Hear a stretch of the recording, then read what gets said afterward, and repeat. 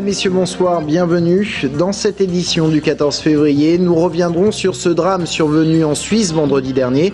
Une famille de Monnet en Indre-et-Loire a perdu la vie dans un crash d'avion de tourisme.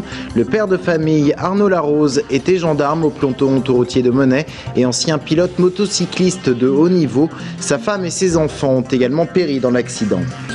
Les cantonales, c'est parti pour les candidats. Ils ont jusqu'au 21 février pour déposer leur candidature en préfecture pour le premier tour de l'élection. C'est en quelque sorte pour eux le début de campagne. Alors comment se prépare-t-il? Comment mène-t-il la campagne? Nous le verrons dans ce journal. Chaque année, plus de 100 000 animaux sont perdus en France. Sur Internet, des sites donnant des conseils pour les retrouver se multiplient et certains en font même un business, de véritables détectives privés pour toutous et chats qui ont pris la fuite. L'enquête se poursuit en Suisse pour déterminer les causes qui ont conduit au crash d'un avion de tourisme dans le Valais. À bord de l'appareil, une famille de Monnet en Indre-et-Loire. Le couple et les deux enfants ont péri dans l'accident. La ville est en deuil aujourd'hui, tout comme le peloton de gendarmerie autoroutier auquel appartenait le père de famille Arnaud Larose. Il était également un ancien motocycliste de haut niveau. Anaïs Michaud et Anaïs Laurent. Depuis vendredi, le drapeau du peloton autoroutier de Monnet est en berne. Les gendarmes ont le sentiment d'avoir perdu plus qu'un simple collègue, un véritable camarade. Arnaud Larose les avait rejoints en 2006 après 10 ans de carrière en tant que motocycliste et pas des moindres. Vice-champion de France Endurance en 2004 et même 4e au championnat du monde en 2010. Il manageait l'équipe du RAC 41. C'est d'ailleurs en vue d'assister à un repas réunissant des sponsors qu'il avait quitté Monnet pour la Suisse. Sportivement parlant, je pense que c'était le meilleur pilote moto de la région. Et après sa reconversion de pilote moto, c'était aussi un team manager très compétent. Moi, j'ai eu la chance d'être invitée tous les ans aux 24 heures du Mans et au Bol d'Or. Donc j'ai pu participer à 3 de leurs courses, voir un petit peu comment ça se passait dans les stands. Et c'est des moments que j'oublierai jamais parce que c'était très intense de le voir dans le stress de la nuit, dans le stress de la casse et les voir faire chaque année des résultats encore meilleurs que l'année précédente. Et si ses capacités sportives n'étaient plus à démontrer, il était également apprécié pour ses valeurs humaines. Humainement, c'était une très grosse qualité qu'il avait justement, de l'écoute des gens. Lui, que ce soit lui ou que ce soit sa femme, quoi. Si on avait un problème, on pouvait discuter, on pouvait nous écouter, y conseiller, et puis voilà, quoi. C'était quelqu'un de très ouvert.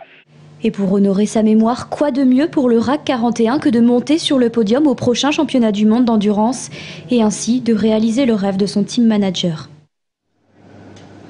Et puis une autre enquête a été ouverte à Blois à la suite de la chute d'un homme d'une trentaine d'années rue des Fossés du Château.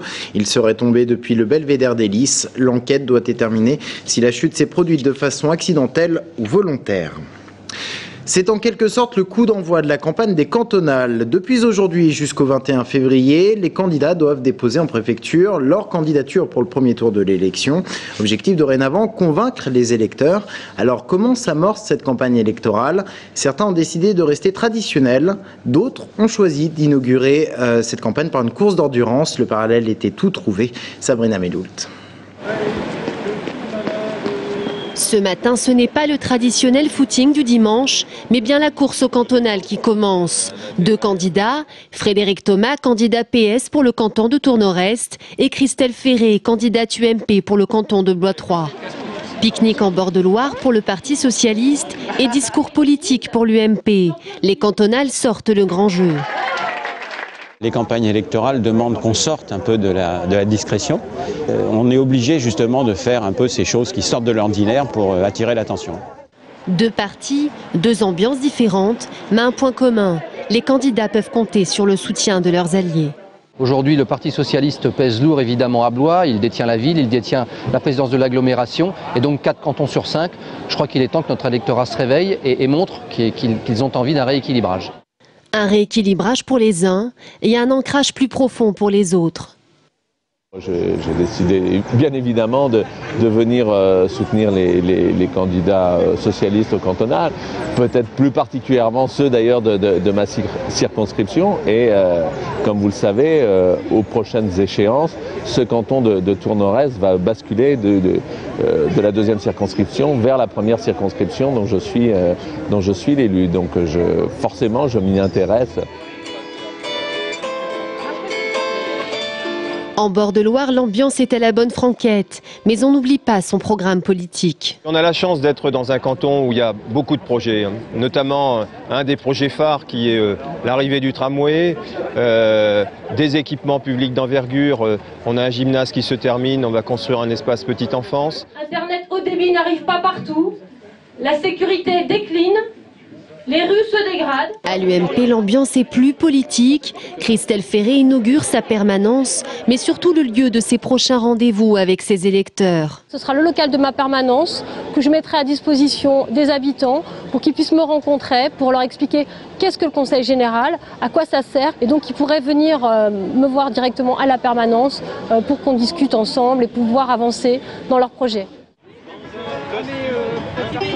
La course cantonale est bel et bien lancée, aux candidats à présent de ne pas s'essouffler. Et des cantonales, on en reparle après ce journal avec notre invité Xavier Datteux, Nouveau Centre. Il est le principal adversaire de Claude Roy. Chaque année, ce sont plusieurs dizaines de milliers d'animaux qui sont perdus par leur maître. On estime à 100 000 le nombre de chiens et chats qui, tous les ans, font l'objet de recherches. Les annonces sont largement visibles dans les magasins ou sur Internet. Certains en font même un commerce ou délivrent de bons conseils pour ne pas les perdre. Julie Sicot. Gérard Delcourt est un peu un détective privé pour animaux. Cet ancien inspecteur de la SPA qui habite depuis peu à Blois a une obsession, la recherche des animaux qui ont été enlevés ou qui ont fugué. Il a créé il y a un mois un site internet SOS Animaux Perdus où il délivre aux propriétaires d'animaux disparus des conseils pour retrouver efficacement chiens et chats, mais aussi pour prévenir la disparition. Il faut prendre énormément de précautions. D'abord, période de vacances, il ne faut pas confier son animal à n'importe qui. Faut faire attention, par exemple le mercredi, le jour où viennent les enfants, les copains des enfants, faut faire très attention. C'est un jour où il y a des disparitions. Les disparitions, c'est les animaux qui s'échappent, c'est souvent davantage le soir que dans la journée. Il y a une multitude de conseils qui sont donnés de façon à ce que chaque personne puisse trouver son emploi, son mode d'emploi.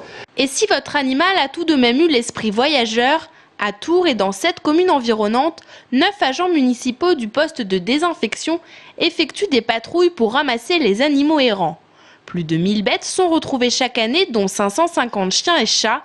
Ces animaux sont ensuite conduits à la fourrière municipale qui se trouve à la SPA. Une fois qu'ils sont déposés à Luynes, les animaux sont ensuite... il y a un entretien des animaux qui se fait par la SPA de Luynes et puis ensuite ils les gardent, ils peuvent les conserver jusqu'à 8 jours en attendant que les propriétaires se manifestent. Et si au bout de 8 jours les propriétaires ne se sont pas manifestés, à ce moment-là, l'animal est considéré comme perdu et donc il est remis définitivement à la SPA. Et les chiffres de l'an dernier précisent que sur les 550 animaux récupérés, 80% des propriétaires sont venus sont venus chercher leur animal. Donc il y a quand même de fortes chances de le récupérer. En cas de perte ou de vol, les propriétaires peuvent signaler la disparition de leur animal à la mairie de Tours. La recherche sera plus facile si l'animal est tatoué ou pucé. Dans les résultats sportifs du week-end, la très belle défaite du Saint-Cyr Touraine handball. Les joueurs n'ont perdu que de 3 points face à Montpellier qui compte pas moins de 4 champions du monde. Le match avait lieu hier après-midi au Mans, à l'Antares. Près de 6000 spectateurs venus de toute la région. Score final de cette rencontre comptant pour la 13e journée de LNH, 29-26. On écoute la réaction de l'entraîneur du SCT au micro de Sébastien Germain. Les joueurs se sont montrés aujourd'hui à la lumière et on prouvait que d'être en LNH, c'était pas fortuit, qu'ils avaient leur place et qu'ils avaient gagné leur galon. Maintenant, il va falloir continuer, comme j'ai dit avant. Maintenant, c'est du passé, il faut qu'on pense à l'avenir. Dès aujourd'hui, c'est ça qui est difficile. C'est de sortir de cette belle fête du handball et pour aller se remettre au turbin dans 3 jours à Saint-Raphaël. C'est ça qui va pas être facile. En foot, match nul entre le Tours FC et Laval. Les deux équipes se sont quittées sur un 2 partout. Les 2 buts tourangeaux ont été signés Diego et Genevois, respectivement à la 9e et à la 59e minute. Du côté du classement de Ligue 2, Tours pointe à la 6e place. Et pour terminer cette édition, la célébration du Nouvel An chinois à Tours. Comme chaque année, un défilé était organisé dans les rues. Fêté cette fois-ci, le lapin de métal blanc. Regardez plutôt ces images, elles sont signées Sabrina Melout. Ah, bravo, merci beaucoup, merci. Le panier.